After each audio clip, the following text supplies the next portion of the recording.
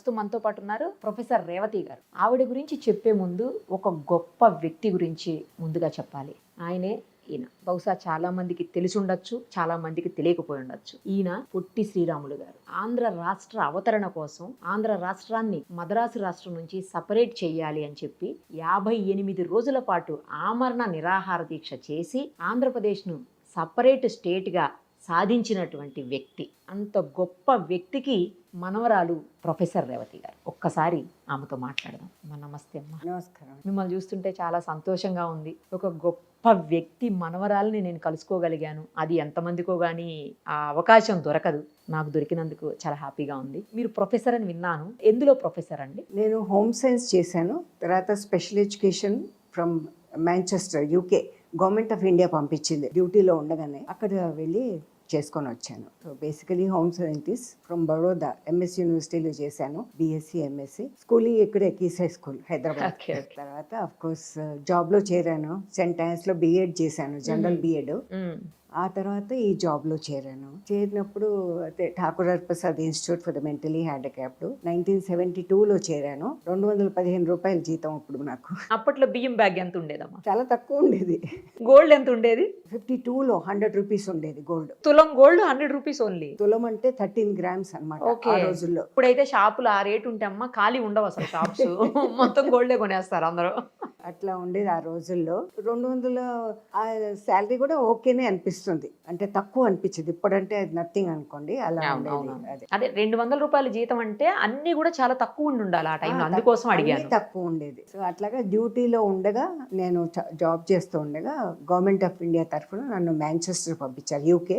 అక్కడ చదివేసి వచ్చాను. యూజువలీ ఫారిన్కి అది పంపిస్తే 5 years బాండ్ ఇవ్వాలి. నేను లాస్ట్ వరకు నేను ఇక్కడే పనిచేస్తాను అన్నాను. అలాగే ఇప్పుడు ఆల్మోస్ట్ నేను కోవిడ్ తర్వాత I have reduce my work అనమాట. బికాజ్ నా ఏజ్ కూడా అయిపోయింది నాకు.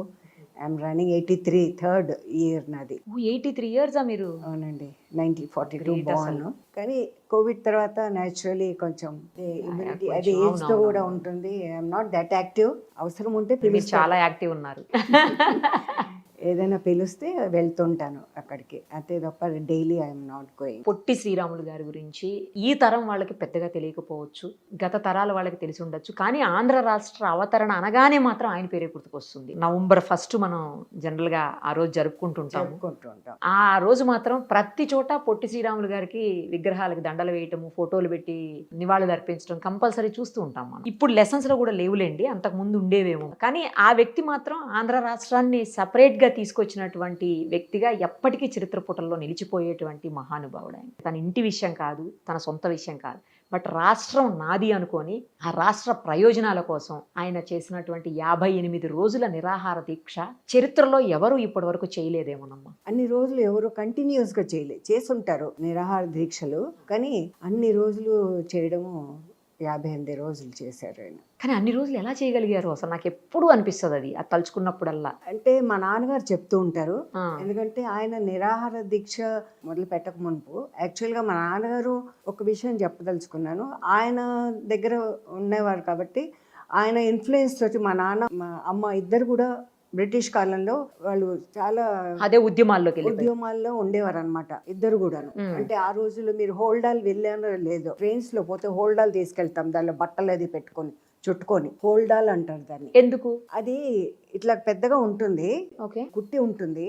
దానిలో మన బట్టలన్నీ ఇటు అటు పెట్టి తాళగడ ఇటు పెట్టి చుట్టేసుకొని దానికి మళ్ళీ బెల్ట్తో కట్టేసుకొని అది తీసుకెళ్తాం ఇక్కడ అక్కడ పోతే మన ప్రయాణాలు చేసినప్పుడు. ట్రైన్లో కూడా ఆ రోజుల్లో ఇది ఉండేది కాదు కదా, బెర్తుల్లో ఉండేది కాదు, అది పరుచుకొని పడుకునేవారు. ఆ రోజుల్లో అట్లుండేది. సో ఆ వాటిల్లో సీక్రెట్ పేపర్స్ ఇక్కడి నుంచి అక్కడికి, అక్కడి నుంచి ఇక్కడికి చేరడం మా అమ్మ నాన్న ఇద్దరు చేసేవాళ్ళు. వాళ్ళు కూడా యాక్టివ్గా మా తాతగారు ఉండేవారు. వాళ్ళు ఆయన పని ఆయన, వీళ్ళ పని వీళ్ళు చేసుకునేవారు అనమాట. సో నేను 10 నెలల బిడ్డనప్పుడు అప్పుడు బ్రిటిషర్స్ అనుమానం వస్తే కాల్ చేస్తారు. అవును. అయితే మా నాన్నగారు అన్నారు, ఒకళ్ళు ఎప్పుడు మేము పోతే పర్వాలేదు కానీ మా మేనమామకి నన్ను ఇచ్చేసి నువ్వు పెంచుకో, మేము బతికుండి వచ్చిన తర్వాత మేము మళ్ళీ మా అమ్మాయిని తీసుకుంటామని మా మామగారికి ఇచ్చేసారనమాట. సో నేను వాళ్ళ దగ్గరే పెరిగాను. 1950లో అంటే అప్పటికే మనకు స్వతంత్రం వచ్చేసింది. అవును. మా నాన్నగారు వాళ్ళు కూడా ఇంకా మరి ఏదో ఒకటి చెయ్యాలి కదా, ఉమ్. ఏం లేదు ఉపాధి. అప్పుడు గొల్లపురంలో కొప్పులు నాగోరయ్య అని చెప్పి ఉన్నారు. ఆయన దగ్గర ఆయనకి ఎండుమిరపకాయలు అవన్నీ బిజినెస్ ఉండేది. ఉమ్. ఆయన దగ్గర సేల్స్ మ్యాన్ గా చేరారనమాట గొల్లపురంలో. 1950లో అట్లాగనమాట అక్కడ ఉన్నారు. అప్పుడు మా తాతగారు వచ్చేవారు అనమాట. తర్వాత 52 కన్నా ముందు ఆయన నిరాహార దీక్ష స్టార్ట్ చేయక మునుపు లాస్ట్ ఒకసారి వచ్చారు. వచ్చి మా నాన్నగారితో అన్నారు, చూడు మరి నన్ను ఎప్పుడు వీళ్ళు నేను ఇట్లా నిరాహార దీక్ష చేయాలనుకుంటున్నాను, ఓకే. కానీ బలవంతంగా మధ్యలో ఇది తినిపించేసి ఇవన్నీ చేస్తారేమో, నువ్వు నాతో ఉండాలి అని చెప్పి అన్నారు. అంటే సరే అని అప్పుడు మా అమ్మ నాన్న తర్వాత మా చెల్లి చిన్నది 5 years తను, వాళ్ళు అందరూ ఆయనతోనే 58 days చెన్నైలో ఉన్నారు లాస్ట్ వరకు కూడా. అంటే ఆ డాక్టర్లు అక్కడ మీరు ఫోటోల్లో చూస్తారు, డాక్టర్లు అందరూ ఉండేవారు, వాళ్ళతో మాట్లాడుతూ ఉండడము, డిస్కస్ చేయడము, ఎప్పటికప్పుడు ఎలా ఉంది ఆయన ఆరోగ్యం చూస్తూ ఉండడము. లాస్ట్కి ఆయన బాడీ వేడెక్కిపోతూ ఉండేది. సో ఒక కేర్ టేకర్ని పెట్టి అది మట్టితో బాడీ అంతా ఇలాగా పూర్తిగా రాసేవారు అనమాట, కూల్ డౌన్ కావడానికి. ఓకే. అలాగా చేసేవారు. లాస్ట్కి ఒక్క నిమిషంలో పోయారు ఆయన. అయితే మా చెల్లి చిన్నది కదా, ఆ రూమ్లోనే కూర్చొని ఉండేది, తాతగారి దగ్గర కూర్చునేది, రూమ్లో ఉంటూ ఉండేది. లాస్ట్కి వాళ్ళు కూర్చొని దగ్గర గడప దగ్గర కుర్చేసుకొని కూర్చొని ఉండేదంట, చూస్తూ ఉండేది. తనే లాస్ట్ చూసింది మా తాతగారు చనిపోవడం. ఎందుకంటే అది మట్టి రాస్తున్నాడంట, అంతా చేస్తున్నాడు, సడన్గా తాత తల ఇలాగ పక్కకు తిప్పేశారంట. దానికి ఏదో కొత్తగా అనిపించి ఏంటి తాత తల పక్కకు తిప్పారు అని చెప్పిందంట. అప్పుడు వెంటనే అతను చూసి పరిగెత్తి వెళ్ళి పైనుంచి డాక్టర్ మా నాన్నగారు అంతా కిందికి వచ్చేసి అయిపోయింది అని చెప్పి డిసైడ్ చేసుకున్నారు. అలాగా జరిగింది లాస్ట్ రోజుల్లో అనమాట. చాలా గొప్ప వ్యక్తి అండి, ఏదైనా కూడా అంతే. ఇక చరిత్ర పుటల్లో ఇందాకే చెప్పాను, అందులో నిలిచిపోయి. అసలు చాలా ఆయనకి ఆటంకాలు వచ్చాయి, అందరూ స్టాప్ చేయమని మినిస్ట్రీ నుంచి, అంటే ఢిల్లీ నుంచి అంతా. అప్పుడు ఎవరెవరు ఉన్నారో ప్రైమ్ మినిస్టర్ ఆ టైంలో, వాళ్ళందరూ మానేయమని చెప్పి ఇవి అన్నీ వచ్చింది. కానీ ఆయన అసలు నేను మాను అని చెప్పన్నారు. ఒక విధంగా చెన్నైలోనే, అంటే ఇప్పుడు మెడ్రాసు, ఇప్పుడు చెన్నై, అక్కడే ఆయనకి ఇల్లు ఇచ్చి ఆ ఇంట్లోనే సత్యాగ్రహం చేయడానికి పర్మిషన్ ఇచ్చి తీసుకున్నారనమాట. ఆ ఇల్లు ఇప్పుడు ఒక విధంగా అన్ని తగినవన్నీ పెట్టేసి దీనిగా పెట్టారనమాట, అందరూ వచ్చి చూడడానికి. They have given that house అనమాట ఆ విధంగా. కానీ ఒకటి నాకు సంతోషం ఏమనిపిస్తుందంటే, ఆయన ముందు యాక్చువల్గా పోరాడింది ఆంధ్ర రాష్ట్రం కొరకు, లింగ్విస్టిక్ స్టేట్ సెపరేట్గా ఉండాలి, తెలుగు మాట్లాడే వాళ్ళందరూ ఒక రాష్ట్రంలో ఉండాలి అని చెప్పి అనుకొని చేశారు. కానీ దాని తర్వాత ఫాలో అయి all over India linguistic states తయారయ్యాయి లేదా? ఇప్పుడు గుజరాత్ అని, మహారాష్ట్ర అని, వెస్ట్ బెంగాల్ అని, ఒరిస్సా అని, కేరళ అని, తమిళనాడు అన్నీ. మరి ఆయన వేసిన పునాది తర్వాతనే కదా ఇవన్నీ కూడా వచ్చాయి, అందరికీ ఆల్ ఓవర్ ఇండియా వచ్చింది కదా. అది నాకు చాలా గర్వంగా అనిపిస్తుంది ఒక్కోసారి. ఆయన స్టార్ట్ చేశారు, దాని ఎండ్ ఎట్లాగా అయింది అని చెప్పి ఐ ఫీల్ నాకు చాలా ఇదిగా అనిపిస్తుంది అనమాట. సో తాతగారు అంటే ఆయన భార్య ఉన్నారా అండి, నాన్నమ్మ గారు ఉన్నారా మీకు? ఆయనకు అసలు పెళ్లి అయిపోయిన వెంటనే ఫస్ట్ డెలివరీ అయింది, డెలివరీలోనే ఆవిడ పోయారు, బాబు పోయాడు అనమాట. తర్వాత ఇంకా ఆయన పెళ్లి చేసుకోలే, ఇంకా మొత్తం దీనిలోకే గాంధీ గారితో సబర్మతి ఆశ్రమం పోవడం, తర్వాత హరిజనులకి టెంపుల్లో ప్రవేశం కల్పించడానికి స్మాల్ అనుకో సత్యాగ్రహాలు చేయడము, అలా ఆల్ ఓవర్ ఇండియా అంతా తిరగడము, ఇవే ఉండేది ఆయనకి, ఇంకేమి లేదు ఆయన. మరి మీ నాన్నగారు ఎట్లా, అంటే ఎలా కొడుకులాగా అయ్యారు ఆయనకి? అంటే యాక్చువల్గా మా నాన్నగారికి మేనమామ అవుతారు. అంటే మా నాన్నగారు వాళ్ళ అమ్మ పొట్టిశ్రావళి గారి అక్క, సొంతం ఆమె అక్క. తర్వాత పొట్టిశ్రావళి గారు, తర్వాత రంగయ్య గుప్తా ఆయన తమ్ముడు, ముగ్గురు వాళ్ళు. ఆయన రంగయ్య గుప్తా గారు MBBS డాక్టర్, ఈ వాజ్ ఇన్ గవర్నమెంట్ జాబ్. ఈయన ఇంజనీరింగ్ చేశారు కానీ ఎప్పుడు శానిటరీ ఇంజనీరింగ్ ఆ విధంగా పోలే, ఈ డిడ్ వర్క్ బాంబేలో చేశారు కానీ తర్వాత మన స్వతంత్ర పోరాటంలోనే ఉన్నారు. అయితే మా నాన్నగారు 2 ఏళ్ళు ఉన్నప్పుడు వాళ్ళ అమ్మగారు చనిపోయారు అనమాట, అంటే కృష్ణరాజు గారి అక్క, ఆవిడ పోయారు. వాళ్ళది కావలి దగ్గర అనమాట మా నాన్నగారు వాళ్ళది. పొట్టి శ్రీరాములు గారిది ఏ ఊరండి అసలు? వాళ్ళది అటే నెల్లూరు, అంటే జయజనాయన్ అంటాం మా నాన్నగారు నాన్న. ఆయన మళ్ళీ పెళ్లి చేసుకుంటే ఈయన 2 year old. అందుకే వాళ్ళ అమ్మమ్మ అంటే కృష్ణరాజు గారి మదర్ తను వెంట తీసుకెళ్ళిపోయింది. మెడ్రాస్లో ఉండేది ఆమె. అక్కడే శ్రీరాములు గారు కూడా ఉండేవాడు, అక్కడే ఉండేవాడు. అదే ఇంటికి తీసుకెళ్లిపోయారు మా నాన్నగారిని అక్కడే పెరిగారు మా నాన్న. అదే అందుకే కొడుకు లెక్క, ఆయన కొడుకులాగే, ఆయన అడాప్షన్ అది లేదు కానీ ఆయన కొడుకులాగే వాళ్ళ ఇంట్లోనే పెరిగారు అనమాట. నాన్ననే పిలిచేవాళ్ళ మీ నాన్నగారు ఆయన్ని? లేదు, మామానే అనేవారు. మేనమామే కదా మా అమ్మ వాళ్ళు అనేవారు అనమాట. అక్కడ వాళ్ళ అమ్మమ్మ అంటే వాళ్ళ హస్బెండ్ కూడా అక్కడ పోయినాక చనిపోయారు అనమాట. అంటే మా నాన్నగారు వాళ్ళ తాత. ఆమె పాపం ఇవి అవి పనులు చేసుకొని వీళ్ళని చదివించి పెంచింది ఆమె. She really great lady. మా నాన్నగారు వాళ్ళ అమ్మమ్మ అంటే పొట్టి శ్రీరాములు గారికి అమ్మగారు. వీళ్ళని చదివించింది. ఆయన ఇంకో రెండో కొడుకుని ఎంబీబీఎస్ చదివించింది. పనులు చేసి ఇవి అవి ఆ రకంగా చేసి తండ్రి లేకపోయినా కూడా అంటే ఇవన్నీ నాన్నగారు చెప్తూ ఉంటే మీకు తెలుస్తుంది. అన్నీ అంతే తెలుస్తుంది. అంతే కదా. మీ చిన్నవాళ్ళుగా మరి అప్పటికి అవునవును.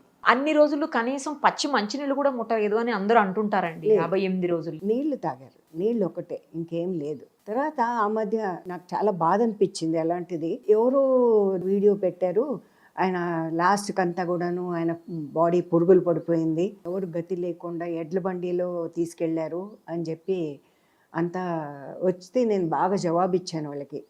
ఇది అంతా మీకు తెలియకుండా ఇలాంటివన్నీ చేయకండి, బికాజ్ లాస్ట్ వరకు చూసిన వాళ్ళు ఉన్నారు, మా నాన్నగారు ఉన్నారు. అది కాకుండా ఆయన్ని ప్రొసెషన్ తీసుకెళ్లి దానిలో కూడా ఆయన చూసానండి. అక్కడ అందులో ఇక్కడ ఒకటి కనబడుతుంది మనకి, కూర్చోబెట్టి తీసుకెళ్తున్నారు. ఆయన అట్లా కనబడుతున్నారా? లేదు కదా, అది ఇదే కదండి, కూర్చోబెట్టి తీసుకెళ్తున్నారు. ఆయన చనిపోయిన తర్వాత ఇమ్మీడియట్ గా జరిగినదే కదా ఇది. ఇమ్మీడియట్ జరిగింది. ఆయన దీనికి తీసుకెళ్లారు కదా, అదే ఆఖరి కార్యక్రమాల కోసం తీసుకెళ్లారు కదా. ఎడ్ల బండి కాదు అది, బండియే. తర్వాత ఘంటసాల కూడా బండిలో కూర్చొని పాటలు పాడుతూ తీసుకెళ్లారు. ఇంకోటి, ఆ రోజుల్లో ఆయన చనిపోయిన తర్వాత వెంటనే సినిమాల్లో గొల్లప్రోలు అదే సినిమాలు చూసేవాళ్ళం కదా, సినిమా కన్నా ముందు ఒక క్లిప్పింగ్ చూపించేవాళ్ళు తాతగారి గురించి. జస్ట్ ఫ్యూ సెకండ్స్ అనమాట. ఆయన్ని తీసుకెళ్ళడం, ఎంతమంది గుంపులుగా వెనకపోవడము అంతా చూపించేవాళ్ళు. అది డెఫినెట్ గా మనకు వీళ్ళ గవర్నమెంట్ మూవీస్ లో ఉంటుంది. మూవీలో కాదు, మూవీకి సెపరేట్ గా ఇది ముందుగా ఏదో దీనిలాగా చూపించేస్తారు కదా ఒక్కోసారి, అడ్వర్టైజ్మెంట్స్ యాడ్స్ పడతాయి అలా ఉంటుంది కదా, అలాగా క్లిప్పింగ్ లాగా చూపించేవారు ఈయన తీసుకెళ్ళడము ఇవన్నీ కూడా. తప్పకుండా అది గవర్నమెంట్ దగ్గరే ఉంటుంది, బికాజ్ గవర్నమెంట్ పర్మిషన్ ఇస్తేనే కదా చూపిస్తారు. అది నేను చూశాను, సినిమాల కన్నా ముందు చూపించడం నేను చూశాను. అలా ఉన్నప్పుడు అబద్ధాలు చెప్పి ఇది చెప్పడం, మనిషిని పెద్ద మనిషిని అలా చేయటం కూడా. అదే సో వాటర్ మాత్రమే తీసుకొని కేవలం ఆహారం అనేది అస్సలు లేకుండా ఉన్నారనమాట.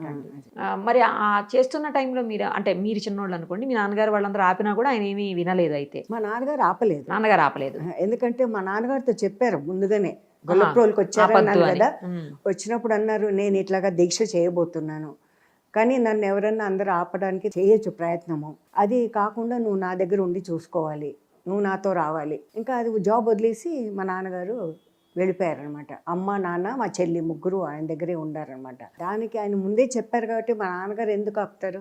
ఆయన ఉద్దేశం అలాంటిది ఉన్నప్పుడు, అది మనకు ఆంధ్ర రాష్ట్రం వస్తుందో లేదో అప్పుడు ఏం తెలియదు, కానీ ఆయన ట్రై చేశారు, ప్రయత్నం అయితే చేశారు, వచ్చింది కదా. ఇప్పుడు మీరు ఎన్నిసార్లు మాట్లాడుతుంటారు తాతగారితో? 2 సార్లు వచ్చారు ఆయన గొల్లప్రోలుకి. అంటే మీరు వేరే దగ్గరికి వెళ్ళిపోయారు కదా, వెళ్ళిపోయాను కాబట్టి మా మేనమామ ఆయన బిర్లా కాలేజ్ భివానీలో ఆయన టెక్స్టైల్ కాలేజ్కి ప్రిన్సిపల్గా ఉన్నారు. 1950 డిసెంబర్లో ఆయన హార్ట్ అటాక్తో పోయారు జాబ్లో ఉండగానే. ఇంకా అప్పటికే మా నాన్నగారు ఇక్కడ గొల్లప్రోలుకి వచ్చి ఆ జాబ్ అది చూసుకున్నారు. ఆయన పోయిన తర్వాత మా అత్తని, తర్వాత నన్ను, వాళ్ళ చిన్నపిల్లలు 2 ఉన్నారు అప్పుడు, వాళ్ళు అందరినీ పిలుచుకొని గొల్లప్రోలుకి వచ్చేసారు మా నాన్నగారు ఇమ్మీడియట్గా. సో నేను వాళ్ళ దగ్గరే ఉండిపోయాను. మళ్ళీ ఆమె వాళ్ళ పెద్ద కొడుకుల దగ్గరికి బరోడా వెళ్ళిపోయింది మా అత్త. సో నేను మా నాన్నగారి దగ్గర అప్పటి నుంచి ఉన్నాను అనమాట. సో గొల్లప్రోలులో ఉన్నప్పుడు ఆయన 2 సార్లు వచ్చారు తాతగారు అనమాట ఇంటికి వస్తే, తాత అని తెలుసు, అన్నీ తెలుసు కాబట్టి తాతతో మనం ఎంతైనా చిన్నపిల్లలు కొంచెం ఇదిగా ఉంటాం కదా, అయితే రారా మనం అట్లా పోదాం, తిరిగి వద్దాము అని అంటే, నేను నీతో రాను అనేదాన్ని. ఎందుకు అంటే, నువ్వు ఉట్టి పైన పైపని చేసుకొని లుంగి కట్టుకుంటావు. ఎప్పుడు అలాగే ఉండేవారు? ఎప్పుడు అలాగే ఉండేవారు, ఎప్పుడు అంతే. పైన ఏం వేసుకునేటోళ్ళు గారు? ఉట్టి పైపంచ, అక్కడ పైన ఫోటోలో లేదు కానీ పైపంచ ఇట్లా వేసుకుంటారు, లుంగి కట్టుకుంటారు, అంతే, ఇంకేం లేదు. ఎందుకంటే నేను మేనమామ దగ్గర పెరిగాను, ఆయన సూటు బూటు వేసుకొని ప్రిన్సిపల్గా ఉండేవారు, అలాగ అలవాటైంది. సో నువ్వు ఇట్లా వస్తే నాకు సిగ్గేస్తుంది రావడానికి అనేదాన్ని. ఇంకా తర్వాత పరిచయం ఏదైనాక తర్వాత ఇంకోటి నేను గమనించింది ఏంటంటే, ఆయన తినేటప్పుడు కూడా ప్లేట్ క్లీన్గా ఉంటుంది, తిన్న తర్వాత దానిలో ఒక్క మెతుక్కని అది ఫ్రెష్ ఆకులోనే తినేవారు, ప్లేట్ కాదు, విస్తరాకు ఇప్పుడు క్లీన్ గా పెట్టిందా అనిపిస్తుంది, అట్లా అంత నీట్ గా అంత తినేవాళ్ళు నీట్ గా తినేవారు. అని 58 రోజులు తినకుండా ఎలా ఉండగలిగారండి? ఇప్పుడైతే అసలు వారం 10 రోజులు బాగా అయితే మనకు 15 రోజులకి ఇదైపోతుంది, బాడీ అది అంత ఎట్లాగో ఇదైపోతుంది. ఏమో దేవుడికి. అని ఏం తినేవాళ్ళు అండి అసలు? అంత ముందు ఏం తినేవాళ్ళు మామూలుగా? మామూలు భోజనమే. కానీ మరి అంత స్ట్రాంగ్ గా ఎలా ఉండగలిగారు? మరి ఆయన ఇది మనం చూడాలి, అంత సంకల్పం. విల్ పవర్ ఆయనకుంది. అయితే అప్పుడప్పుడు తర్వాత కొంచెం నిమ్మకాయ రసం ఇచ్చేవారని విన్నాను నేను, అంతకు తప్ప ఇంకేం లేదు, సాలిడ్ అస్సలు లేదు. ముందు నేను అనేది నార్మల్ గా ఆయన ఏం ఫుడ్ మామూలుగానే అన్నము మనలాగే, అంత మన ఇంటి పద్ధతే కదా, అన్నం భోజనం అదే చేసేవారు, వేరే ఏం లేదు. ఏం చదువుకున్నారండి తాతగారు? ఆయన డిప్లొమా చేశారండి, ఇది ఇంజనీరింగ్. 52లో అనుకుంటా కదండి చనిపోయారు. ఆయన 1901లో ఆయన పుట్టారు. ఓకే. 51 ఆయన పోయినప్పుడు ఆయన ఏజ్, అంటే 52లోనే 1952లో చనిపోయారు. అప్పుడు ఇప్పుడు మా నాన్నగారు తాతగారితో వెళ్ళిపోయారు, నన్ను అది రాజమండ్రి దగ్గర ధవళేశ్వరం అని, అక్కడ మా రిలేటివ్స్ ఉన్నారు, వాళ్ళ ఇంట్లో నన్ను ఉంచేశారనమాట. నేను స్కూల్కి వెళ్తున్నాను కదా, నాకు ఇదని అక్కడ ఉంచేశారు. సో నేను అక్కడ ఉన్నప్పుడే 52లో ఇట్లాగా అంతా జరగడము, అప్పుడంతా రైళ్ళన్నీ ఇది చేయడము, చాలా గొడవలు జరిగాయి. అంటే ఈయన చనిపోవటం వల్ల, తాతగారు చనిపోవటం వల్ల జరిగిందండి అంత ఆంధ్ర రాష్ట్రం ఇవ్వాలని చెప్పి చాలా గొడవలు జరిగాయి. అప్పుడు నేను అక్కడ రాజమండ్రి ధవళేశ్వరంలో ఉన్నాను, అప్పుడు అన్నీ విన్నాను అనమాట, రైళ్ళన్నీ ఇది చేయడము, స్టాప్ చేయడము, గొడవలు అవి ఇవి అంతా జరిగింది. తర్వాత అఫ్కోర్స్ వాళ్ళు అనౌన్స్ చేశారు. అప్పటికి తాతగారు లేరు కదండి అనౌన్స్ చేసేటప్పటికి? లేరు. ఆయన చనిపోయినాక ఎన్ని డేస్ తర్వాత అనౌన్స్ చేశారండి? టైం పట్టిందండి, ఫ్యూ మంత్స్ పట్టింది, నాట్ ఇమీడియట్లీ కాలేదు. ఓకే. అన్నీ ఉంటాయి కదా పద్ధతులు వాళ్ళకి, అవునవును, ఇమీడియట్ గా అయితే చేయరు కదా. అసలు ఎందుకు తాతగారికి అలాంటి తలంపు వచ్చిందో? అంటే ఆయన ఆల్ ఓవర్ ఇండియా తిరిగేవారు, మరి ఆయనకి ఎలాగా అంటే మన ఆంధ్రాలో ఎట్లుండేది, కొంత ఏమో మహారాష్ట్ర కలిసి ఉండేది, కొంత కన్నడ కలిసేది, కొంత తమిళనాడు కలిసేది, ఎవరు ఏ భాష అని ఉండేది కాదు, అన్ని కలిసి అట్లా ఉండేదన్నమాట. అయితే మేబీ ఆయన మనసులో అనిపించిందేమో, ఎట్లాగా భాషా ప్రయుక్త ఇది స్టేట్స్ ఉంటే, లింగ్విస్టిక్ స్టేట్ ఉంటే బాగుంటుంది, ఒకే రకం భాష మాట్లాడే వాళ్ళంతా ఒక దగ్గర ఉంటారు అన్నట్టు ఆయనకు అనిపించినట్టుంది, నాకు అనిపిస్తుంది. అట్లాగా ఆయన స్టార్ట్ చేశారు ఆంధ్ర రాష్ట్రం కోసం. ఇంకా ఏం చెప్పేవాళ్ళు నాన్నగారు పొట్టి శ్రీరాములు గారి గురించి? ఎక్కువగా ఇదే చెప్పేవారు, ఆయన అసలు ఒక దగ్గర ఉండకుండా వీళ్ళ దగ్గర వాళ్ళ దగ్గర అని ఎక్కడెక్కడ ప్రాబ్లమ్స్ ఉంటే వెళ్ళడం చేయడము అని చేసేయడం అలా ఉండేది, వస్తూ పోతూ అట్లాగా నాన్నగారిని కలవడం. అది అంటే ఎక్కువ కూడా టైం లేదుగా, మనకు స్వతంత్రం వచ్చిన తర్వాత ఎంత టైం అండి, స్వతంత్రం మనకు రాకముందు మా నాన్న అమ్మ కూడా అంతే కదా, అందరూ కలిసి అడవుల్లో ఎంత తిరిగేవాళ్ళు, వాళ్ళు అంతే ఉండేది, ఈయన తిరుగుతూ ఉండేవాళ్ళు, ఆయన తిరుగుతూ ఉండేవాళ్ళు, ఆ విధంగా ఉండేది అనమాట. మధ్యలో కలుసుకోవడం వాళ్ళు అంతేగా, కానీ అంటే వాళ్ళు కూడా అలాగే ఉండేవాళ్ళు కదా. అదేలేండి, సో బిజీగా ఉండేవాళ్ళు. మనకు స్వతంత్రం వచ్చాకే కొంచెం ఫ్రీ అయ్యారు అందరూ, ఇంకా వెనక్కి వచ్చి నార్మల్ గా ఇంకా చేయాలి కదా ఏదో. అవును, మాకు అప్పుడు ఫ్రీడమ్ ఫైటర్స్ పిల్లలకని 200 రూపీస్ వచ్చేది చదువు, దాంతోనే చదువుకున్నాం మేము. మా నాన్నగారు అనేవాళ్ళు, మీకు ఆస్తులు నేను ఇవ్వలేను, ఏం చేయగలనో తెలియదు, నేనేం సంపాదించాలి, ఇప్పటివరకు దేశ దిమ్మర్లాగా అన్ని ఈ పనులే చేశాము, తర్వాత అందుకే ఏంటి నేను మీకు చదువు ఇవ్వగలను. అలాగా నేను చదువుకున్నాను బాగా. మా చెల్లెలు కూడా హోమ్ సైన్స్ కాలేజ్లో చదువుకుంది, తను కూడా బిఎడ్ చేసింది. తర్వాత మా తమ్ముడు ఎంబీఏ అది చేశాడు. శ్రీరాములు అని పేరు పెట్టాం, అందుకే మా తమ్ముడు పేరు. అవునా? శ్రీరాములు మీ తాతగారి పేరే మళ్ళీ పెట్టాం అనమాట. వాడు బాగానే చదువుకున్నాడు, ఎంబీఏ అది చేశాడు ఇక్కడ. తర్వాత ఎంకామ్ చేసి ఫారెన్ వెళ్ళి ఎంబీఏ చేశాడు. తర్వాత మా ఆఖరి చెల్లెలు తను బీకామ్ చేసింది, తను ఇప్పుడు స్టేట్స్లోనే ఉంటుంది మా చెల్లెలు, ఆఖరి అమ్మాయి. ఈ ఇల్లు మీ నాన్నగారిదా అండి? మా నాన్నగారు కట్టారండి. ఇక్కడనే ఉన్నారు నాన్నగారు? ఇక్కడే. ఎప్పుడన్నా వచ్చారా ఈ ఇంటికి శ్రీరాములు గారు? లేదు, అప్పటికి లేదు, అప్పటికి కట్టలేదా? 59. 59లో కట్టారు. ఇది ఎంత స్ట్రాంగ్ ఉందండి 59లో కట్టినా కూడా. 59లో ఇది ఎంత అడవిలాగా ఉండేది మొత్తం అప్పటికా. అదేంటి ఇక్కడే వాళ్ళు ఇది ఉన్నారనమాట, వాళ్ళ దగ్గరే అందరు కొనుక్కున్నారు ఇది. ఇక్కడ ఈ కాలనీ అంతా కూడా డాక్టర్లు, లాయర్లు, ప్రొఫెసర్లు, లెక్చరర్స్, ఓకే, ఎవరికి ఎంత కావాలో అనుకొని అంతా డివైడ్ చేసి కాలనీ ఫామ్ చేశారనమాట. ఇట్ వాజ్ లైక్ ఇప్పుడు ఆ టెంపుల్ అవన్నీ ఏం లేదు, బిర్లా టెంపుల్ అవన్నీ ఏం లేదు. సో 59లో ఇల్లు కట్టారనమాట మా నాన్నగారు. ఇది చాలా విషయాలు తాతగారి గురించి చెప్పారండి. ఈ తరం వాళ్ళకి తెలియని విషయాలు, ఆయన నిబద్ధత గురించి, అలాగే ఆయన ఎంత స్ట్రాంగ్ పర్సనాలిటీ, కాకపోతే 58 రోజుల పాటు అంత దీక్ష చేసి తను అనుకున్నది తన చావు తర్వాత సాధించగలిగారు. కానీ ఒకటే నాకు అనిపిస్తుందండి, ఇంతకుముందు స్టాచ్యూ ఉండేది తాతగారిది. ఇక్కడ నుంచి మీరు మెయిన్ రోడ్డుకి వెళ్తారు కదా, ఉమ్, సెక్రటరియట్ కన్నా అక్కడే, సెక్రటరియట్ దగ్గరే, కొత్త సెక్రటరియట్ పాతదైన దగ్గర అక్కడే తెలుగు తల్లి ఉండేది స్టాచ్యూ, మా తాతగారి స్టాచ్యూ ఉండేది. ఓకే. అయితే ప్రతి నవంబర్ 1కి ఆంధ్ర రాష్ట్రంగా ఉన్నప్పుడు, ఒక కంబైన్డ్ స్టేట్గా ఉన్నప్పుడు, కంబైన్డ్ స్టేట్గా ఉన్నప్పుడు నవంబర్ 1కి గార్లెండ్ వేసేటప్పుడు ఫస్ట్ మా నాన్నగారితో గార్లెండ్ వేయించి మళ్ళీ సీఎం వేసేవారు అనమాట.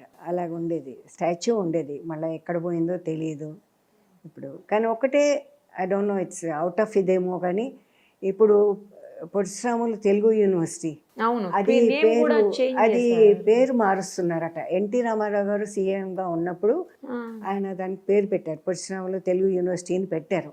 అది అట్లాగే ఉండింది. కానీ ఇప్పుడు ప్రతాప్ రెడ్డి గారిని ఆయన పేరు పెడుతున్నారట. ఇప్పటికీ పొట్టి శ్రీరాములు తెలుగు యూనివర్సిటీ అని అంటుంటారు జనరల్ గా. మరి ఇంకా చేంజ్ ఇప్పుడు- చేస్తే ఇప్పుడు తెలియదు. ఉంది, అది వచ్చింది, Proposal వచ్చింది. ప్రపోజల్ వచ్చింది, చేంజ్ చేస్తున్నామని. కానీ అది చేయకపోతే బాగుంటుంది. ఎందుకంటే ముందు నుంచి పేరు పెట్టిన యూనివర్సిటీ, ప్రాజెక్ట్స్ ఎన్నో వస్తున్నాయి ఇప్పుడు. ఉమ్, ప్రాజెక్ట్స్ వచ్చినప్పుడు ఆ ప్రాజెక్ట్స్కి పేరు పెట్టొచ్చు. ఆయన పేరు సిరివరం ఏదో ప్రతాప్ రెడ్డి గారు ఏదో. సురవరం ప్రతాప్. ఆయన హీజ్ ఏ గ్రేట్ పర్సన్. పెట్టడానికి ఏం లేదు. అంటే మేము యాజ్ ఎ ఫ్యామిలీ మెంబర్గా మీరు ఒక్కసారి గవర్నమెంట్ అఫీషియల్స్కో లేకపోతే సీఎం గారికి ఏమైనా రిక్వెస్ట్ అప్పీలో చేయాల్సిందేమో అండి. ఏమోనండి, మేము చిన్నవాళ్ళం, మా కాల్లో మేము ఉన్నాం, లేకపోతే అసలు మేము ఎక్కడో ఉండేవాళ్ళం. ఏమి లేదు, మేము అయిపోయింది.